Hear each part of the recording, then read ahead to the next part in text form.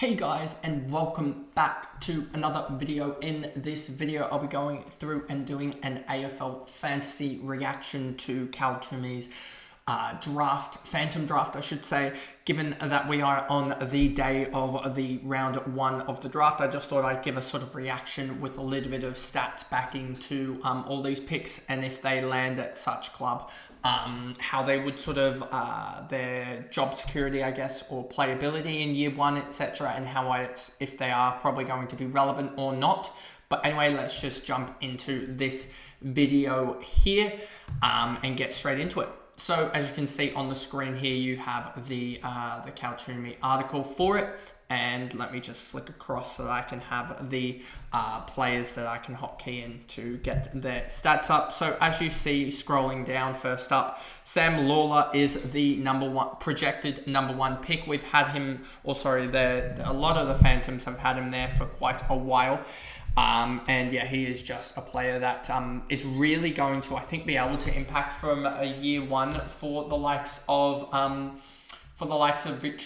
Richmond there. He's done really well in everything, and but the problem with him that I have in terms of an AFL fantasy perspective is that at, I believe, the Nationals, he only averaged 11 touches, 5 marks, 4 tackles, 1.3 goals, and that's an AFL fantasy average of 69. If he's coming to play that sort of mid-forwards, sort of 40-50% mid-time, he probably will be a decent rookie pick, but I feel like he's going to be one of those earlier ones that we jump off of, and there may also be guys that jump ahead of him in terms of the order. The second selection, Finn O'Sullivan here, and yeah, he's been really, I think, a decent selection for the Roos, even though a lot of people will be like, why aren't they selecting per se another, just in general, a key position player like Taru and guys like that. Taru, Harry Armstrong, Luke Traynor, etc., all sort of mirrored to the North Melbourne if they were able to move down. I don't know if they'll be able to actually move down in general, but yeah, Finn O'Sullivan, probably not the most fancy relevant option, but I think in terms of just gameplay, it should really help out the Kangaroos. Whether they play him in the Colby McKercher role, that would be fancy relevant off the half back line. But I have a feeling they're going to play him more of that half forward space and then really just allow him to float through the midfield and be that guy 70-80 out from goal. Because Harry Sheasel is basically the only option there. Shut him down. You shut down the Roos at the moment. But if you move, because I really like the way that Tom Powell was off half-back alongside Colby McKercher, which Colby will move up to a wing. Caleb Daniel, you'll have Caleb Daniel and Tom Powell on the half-back line, I think, and then Colby McKercher on one of the wings. You'll have Harry Sheasel in the midfield, and then you'll have Finn O'Sullivan in the forward line, I feel like, half-forward space. That's starting to create a core of players that are really good by foot.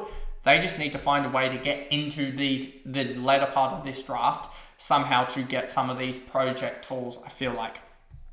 Jagger Smith here, I think he's going to be the one to be the most impactful in terms of fantasy relevance. 29.3 disposals, 4.8 marks, and don't have the exact tackles, but it was 94.3 in the under-18s Nationals. And I feel like he could potentially mean that Sam Walsh is a little bit less relevant next year.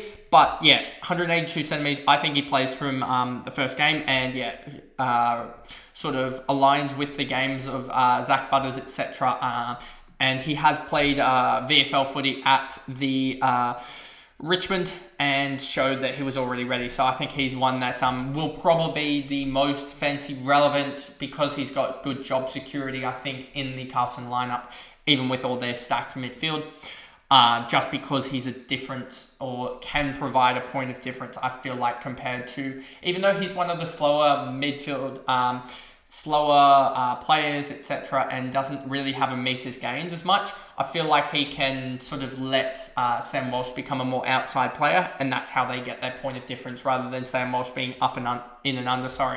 Sid Draper falls to Adelaide at pick 5. I think he also is going to be very relevant, I would think, given that yeah, looking at here, 21 disposals, 2.8 marks, 1.3 tackles, 59 points in the under 18s. And I'm pretty sure if you look at his junior year, it was a little bit better. So, yeah, some questions about potentially injuries, etc. But I feel like he's going to be a guy that is just amazing in terms of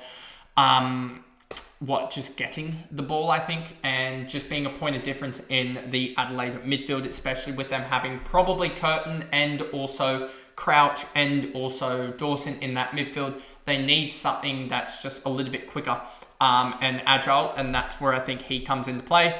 And so I think he will be a point of difference, and I think that he will probably average in that mid sort of 65, 70, so probably not the greatest compared to like a Levi Ashcroft and a Sid Draper, but I feel like he will be there or thereabouts in terms of it all.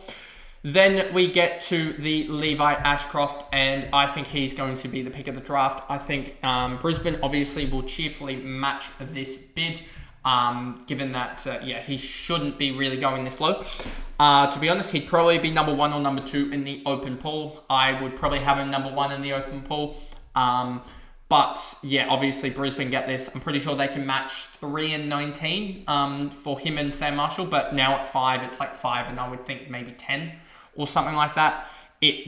Once he slips below 2, the matching becomes so ridiculously easy, that Brisbane are probably going to get a pick in like the 60s or 50s per se, like near that back end of the draft in the last sort of 10 to 15 picks, that they can probably pick up a damaging player or just get another. They have some other academy players that are late draft sort of rookie projections. They'll probably get someone else there, but yeah, Levi Ashcroft, 26 disposals, 4 marks, and a goal a game in the under 18s. I think he's going to be one of the best, just like his brother was a couple years ago. Then we get to Harvey Langford, and Harvey Langford has been really, really doing well for Dandenong Stingrays alongside his partner in crime in the likes of Cooper Hines, that we'll get to later. One sec, let me just bring up the his profile here. Sorry, 1 second. He averaged 99 fantasy points in the under 18s, 26 disposals, 6 marks, and 3 tackles. Going to Melbourne, I see him more used much like a Christian Petrarca type, in sort of being both a midfield and a forward split. I think he probably averages somewhere around that 70-75. I think he probably is a mid-only, which sucks because we really do need him. A mid-forward would be nice, given that we're going to have a lot of these mids. So probably he could get away. If he gets mid-forward, he'll be probably the number 1 owned player in the whole competition, just because he's probably going to play a more mid-forward split. But forward status obviously would really help. And he's been one that I was really hot on early on in the year when he was around about that 30 to 40 range. But he has massively jumped up the ranks just because his talent league has been absolutely outstanding. And I think he's going to really be able to impact from day dot for Melbourne in that midfield, providing a little bit more contested ability in that, given that they've really sort of lost that in the last little bit, given the form slump of Clayton Oliver and also Petrarca being injured and being needed up forward more so. Then we get to pick 7, Josh Smiley for the Richmond Tigers. I really like this selection, and I think he's one that it's been a little bit underwhelming in the last sort of 6 to 8 months, I would say. He was more so picked up, he was probably leading the crop, I would say, in about 6 or so months ago, projected number 1, and he's just slid. So he very much that tall, as you see, 195 contested midfielder. Doesn't really have much aerially above his head, I would say. 20 or so disposals in the national champs and 2.8 marks, 3.5 tackles. I think that's what you can sort of expect for him in year 1. I think it was an underwhelming champs for him, but I feel like he's one that with the preseason could really, under his belt, could really do well. So I think he's one that, as a midfield only, he'll do pretty well, and I expect him to probably play midfield. I mean, they could put him down back, but I don't expect them to do that given their other selections here. So I expect him to play midfield early on for Richmond and provide that height that they need in there. Toby Travalia to the Saints. Now, I'm actually a little bit surprised about this pick, to be honest with you. I expect him to play off halfback, play that ball user. He's really, really good by foot, I feel like. It sounds like. But, so I expect him to be that sort of halfback. Maybe it pushes Wangadi Malira up the ground a little bit more to that sort of wing role. But he's probably going to be that defender rookie that we go for as the only one that we usually go for, as we usually try and stack the defenders because the defenders that come into the game first up are usually those project tools, and there's not really those halfbacks. And it seems like he might be one of the only halfbacks that guys that play halfback but also have that defender status. So I think he's one that could be crucial next year, especially if he plays early. Whether he goes to St Kilda or not is a big question. I think he probably sits a little bit further down, maybe to a Melbourne or to who's further down. Let me just check here. Maybe to Richmond itself. But yeah, he's going to be one that probably plays early on and plays a lot of games, has some probably job security. So yeah, I think he's a good, probably not for St Kilda, but a good fantasy prospect in general. Leo Lombard bid, he'll play early on. He's played for the VFL side since he was like 16. He's absolutely on fire. And so I expect him to play early on and average 93 fantasy points, was the joint Lark medalist with the likes of Harvey Langford. 26 disposals, 2.8 marks, 4.5 tackles. Expect him to probably play a mid-forward role. Hopefully he gets forward status because that would be huge for just in general in terms of those guys there, as it is crucial that we have some forwards rather than them being all midfielders. But that really just depends on his what they do with him. But yeah, hopefully he gets forward status because he will be crucial. I expect him to get games early on. I expect he seems like a better prospect than the likes of Jake Rogers was last year, even though Jake Rogers has had sort of a rough-ish time. But you can see, 16-year-old dominating in this, played in this VFL Premiership in 23 as a 16-year-old and joint Lark medalist. I think that he will be crucial for them. St Kilda, Alex Tyru. I don't expect them to actually go for Tyru here. I think Tyru was more of a Melbourne pick, to be honest with you. St Kilda probably need a midfielder, which is probably going to fall with Bo Allen. But Tyru, I don't think, is probably the best for AFL Fantasy relevance, as he's a utility player that can play forward and back, sort of that third tall, I would say, and an interceptor. So if he plays interceptor, he's probably going to be a little bit fantasy relevant. But if he doesn't, then it is what it is. At 10th in the draft, probably about 280k or so, I would expect. But I just think that he has too much of a chance to play as a tall forward, more so, a sort of third tall forward. But we'll see with regards to that, whether he actually does play that role or not. But yeah, I'm not too keen on him if he does play the tall forward role. But we'll see, as he averaged in the under-18s nationals, he averaged 6.7 touches, 2 marked, 1 tackle for 28 fantasy points. There you go. That's what I mean about these sort of taller players. They don't get the ball. They're not really as fantasy relevant. Therefore, they're not as good. Bo Allen to Melbourne. If he doesn't go to the West Coast Eagles, it'd be disappointing, I think, for the West Coast sake with that trade initially in the draft. Not in the actual trade period. Bo Allen, I think he's a guy that will play off halfback early, to be honest with you. And I think he's a guy that could really, really help Melbourne out if they are to do that, given that they got, who did they get? Harvey Langford, what was it? Harvey Langford, and then they get Bo Allen. So they got really good height. They also get Bo Allen, averaged 84 fantasy points in the under-18s on 20 touches, 3 marks, 6 tackles. I think that's an all-round effort, and I think he's a guy that can just, if he gets defender status as well, that will really help, because he's a guy that will use the ball pretty well by foot, and I feel like he will also be able to be sort of used as a little bit on ball, but also as a defender itself, just distributing, given that they don't really have much that, given that Rivers has gone into the midfield. So Bo Allen sort of replaces that role off the half-back flank there, and I think he can average 60, 65 there. Xavier Lindsay, I'm not too keen on him as a fancy prospect, given that I think he's more of that impact player, even though he averaged 23 touches, 6 marks and 5 tackles in the national champs.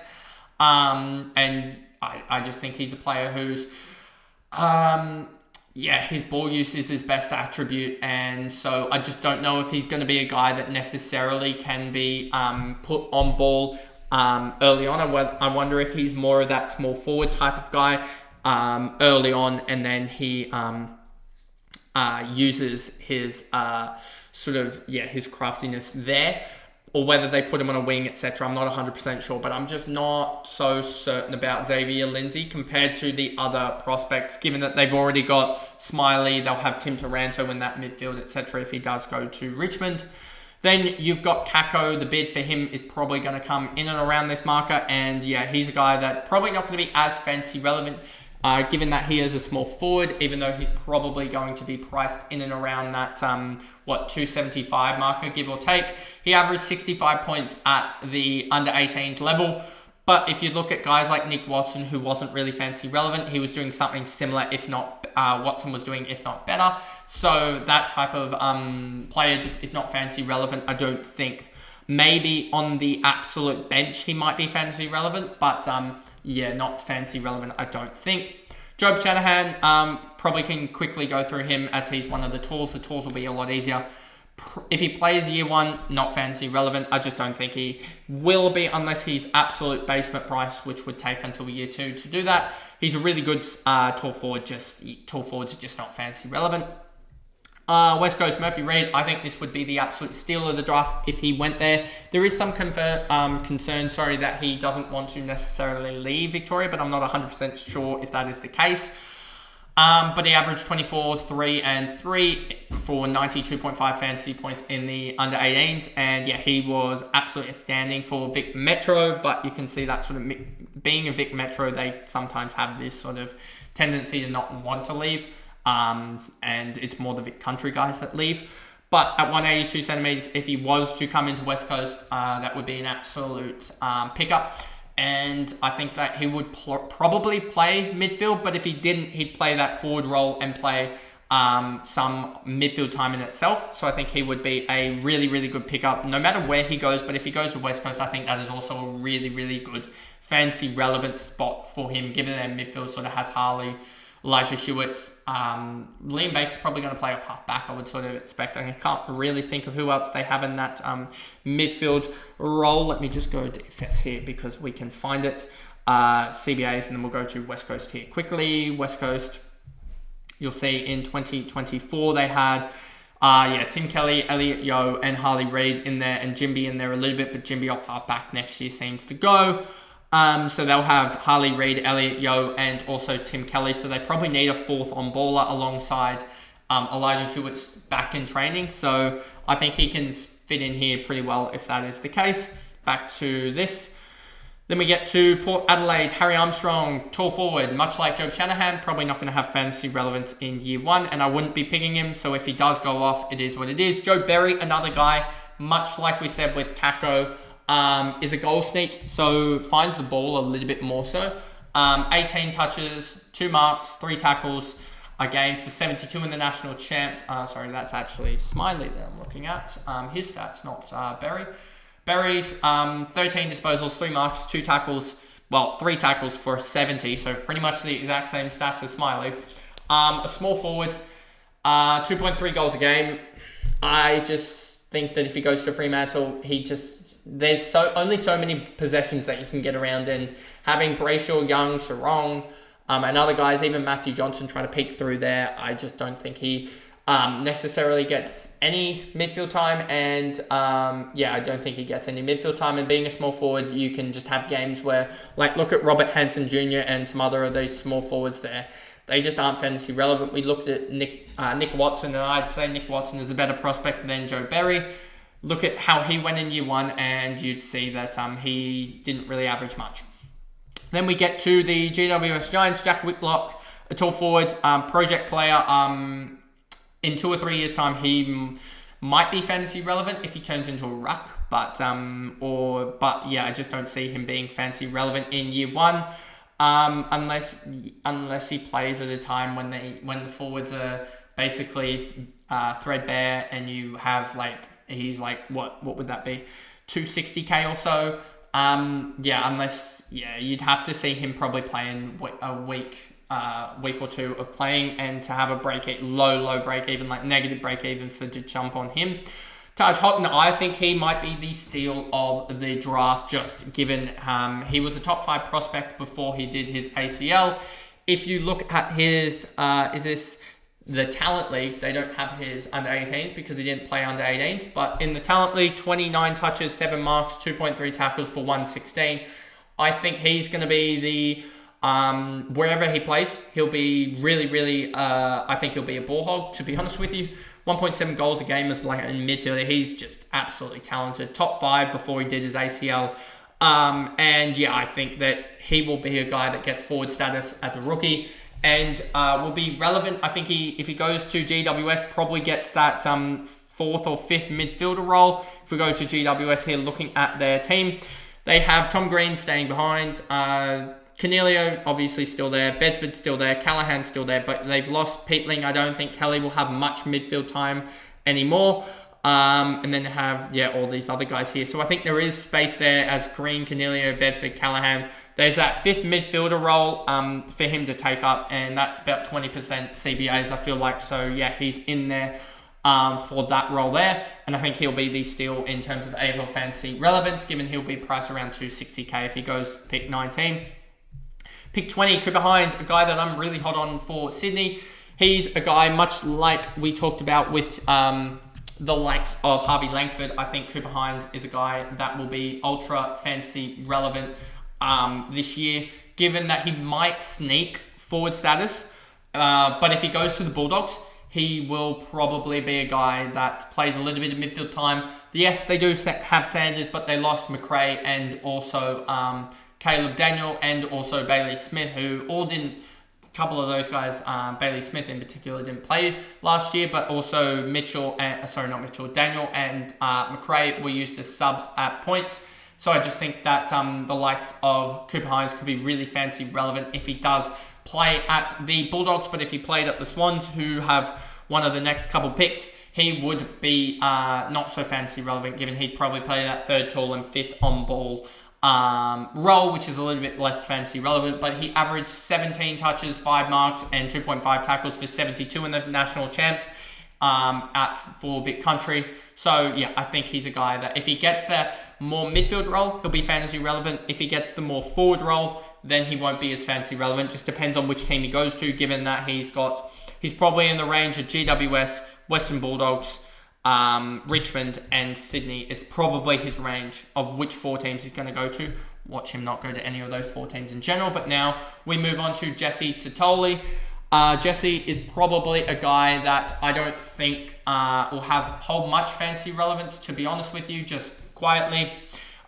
15 touches, 7 marks, 0.8 goals for 70.5 points in fantasy points in the under 18 nationals.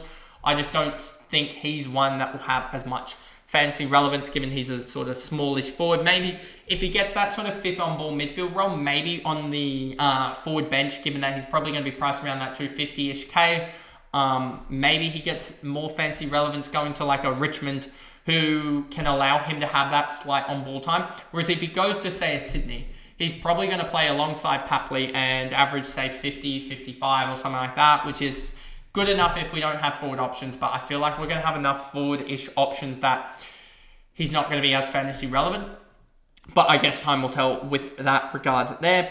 Then we go to Sydney picking Jonty Fall, or projected to pick Jonty Fall. Key forwards, probably not going to play a new one, given that they have 3 forwards already playing in Amadi, McLean and McDonald. They have Jack Bullett as a backup. They also have potentially Joel Hamling as another backup forward as well. But I think in the next couple of years, he's probably going to be all right, but probably never going to be fantasy relevant, to be honest with you, unless he debuts in like year 3 or something at basement price. Then we have Matt Whitlock. Richmond, we can skip over this one quickly. Sort of swingman again, like Taru, but a lot taller, 6 centimeters taller than Taru. And at Richmond, I feel like, where does his brother go? His brother, I think, went to, in this mock, to GWS, yeah. Going to the likes of Richmond, I feel like that would be a good fit for him. Might get games early on. And if he's getting games as a defender, could be all right. But if he's getting games as a forward, I don't like it as much, because as a defender, you can get some cheap stuff there. But as a forward, you're probably not going to get much, especially as a key sort of forward. But averaged 14 touches, 5 marks, 1.3 tackles, 58 fantasy points in the Nationals. I think he has shown that he can do that.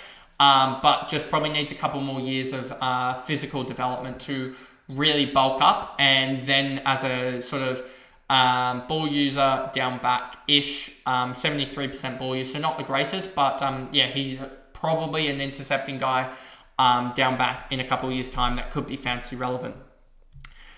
In a couple of years' time, probably not debut year. Harry Oliver, with Lockie Whitfield getting older at the GWS, he could be a really decent find for the likes of GWS. And so, 1 second, let me actually find his draft profile here. 1 second here. I just think that he could be one that is a little bit underrated.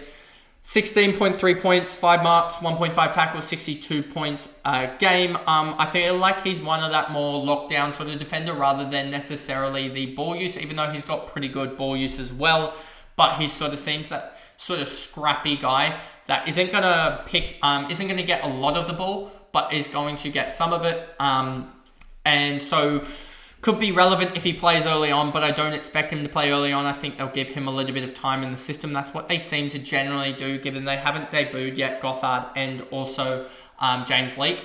So they haven't debuted those guys yet. So I sort of expect Harry Oliver, if he does go to GWS in this Phantom he is, I sort of expect him to be basement price in year 2, and that's when we really get the value out of him, fantasy relevance wise. Sam Marshall, bid match to from Sydney's bid to Brisbane. I just think this guy is going to be heavily underrated. Think he could potentially play early on, but I sort of expect him to play very much like Jasper Fletcher did, sort of mirroring that campaign.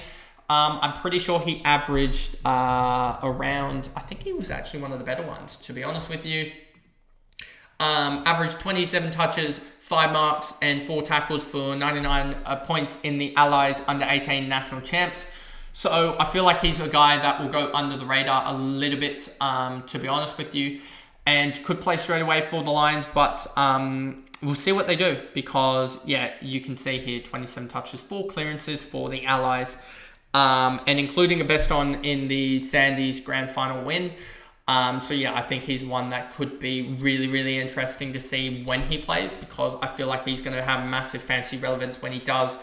Given that he's sort of a guy that can play anywhere, I would sort of expect, and feels like he's the guy that will play sort of a wing role, and I think that could be relevant at Brisbane.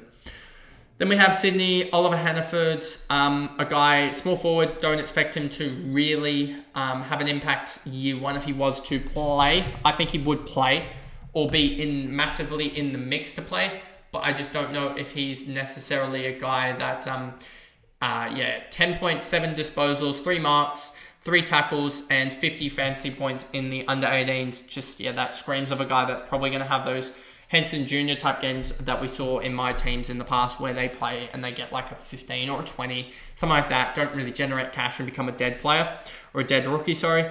That's sort of what Hannaford is screaming out to be. Jasper Olga, sort of medium-ish forward, 183 centimeters. I think he could be similar to that of Oliver Hannaford that we just went through. Not really fantasy relevant. 9.3 disposals, 3 marks, 1.5 tackles in the under-18s for 45 points. Just don't think he's going to be as fantasy relevant. At the Tigers, he should get games. Then we get to Luke Trainer. This guy is probably the most intriguing, I would say, on draft night, just because of the concussion that he's had previously. 194 centimeters, but I really like that wherever he goes to, if he goes to like you see here in the national champs, he went 20 disposals, 6 marks, 2.3 tackles, 79 fantasy points. I think he's a guy, if he goes to Richmond, plays early on, and he's one of the best defenders to have, given that I don't think he's that really lockdown defender, and that's That's what we really like as a fantasy, is these non-lockdown defenders that are good ball users. And so I think that is what he is really going to be used for, his ball use at a halfback. Especially at Richmond, he's going to get games early on, given that they have Bolter and some other guys down back. That will be that more lockdown in Gibcus and Bolter. So he will probably play that more roaming type of guy. And I think that, because of his concussions, drop down to 28. Probably doesn't drop down to 28 in the actual draft. But if he goes to Richmond at one of their picks, whether that be up here at, Jesse Totoli range or so, or the Matt Whitlock range here? Yeah, Matt Whitlock range. He's going to probably end up at Richmond. That's just because they have like 8 selections or 7 out of the 6 out of the probably 24 or so selections that are in and around his mark. So a quarter of the selections that he could be selected by, he's in that sort of range. And a lot of the selections, are in that top 10 that he's probably not going to be selected in. So I think he's odds on to go to Richmond and will be very, very useful. Then we just round out the top 30 range with Moraes at 29. And midfielder, I think he's probably more that half forward. Could be used very early on for the Western Bulldogs if he gets there. I wouldn't be surprised if Sydney also potentially pick him up as well. Linked to them as well. 21 disposals, 6 marks, 2.8 tackles for 87 fantasy points in the Nationals. And I think he's shown that he has really good agility, aerial speed as well, and endurance is really good. So he probably screams a winger or a half forward that can push up sort of the ground to get in terms of being a little bit on ball. So that wouldn't surprise me if he's played as sort of that medium-ish or smaller forward for the Western Bulldogs or on the wing, to be honest with you. Then we get to the final pick, Ned Bowman. I don't know as much about Ned compared to a lot of the other guys because he's very much a bolter, I would say. Here, he averaged 7 touches, 1 mark, 1.5 tackles, 35 fantasy points in the Carnival for South Australia. I just don't think he'll be as fancy relevant. He had that really big a mark that everyone sort of saw and kicked 18 goals from 10 games in for Norwood. I just don't think, just screams medium forward that gets stuck in probably a poor team at West Coast if he does go there. So if he does go there, then I just don't expect him to be as fancy relevant, to be honest with you, if he does go there. But it is what it is. And then just quickly going through this. So Adelaide, Tyler Welsh, father son, that's obvious. Going to get their event, whether it be on the senior or rookie list. And then elevations there. Sam Day, obviously, in the preseason draft. Ty Gallop as well. We talked about how Brisbane, if they get the picks to go their way, the matching to go their way, they may be able to pick up Ty Gallop and some other of these guys. Carlton have the Camporelli twins, Ben and Lucas, so we'll see their bids come later in the draft. And they may look at sort of key forwards, key defenders, etc. We'll see what happens with regards to them. Collingwood, they're much later. It's hard to say what they'll do, to be honest.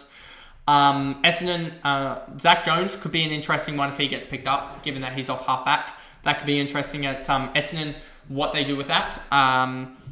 Then, Fremantle, Geelong, etc. Just going through this quickly. Logan Smith, another academy bid on there.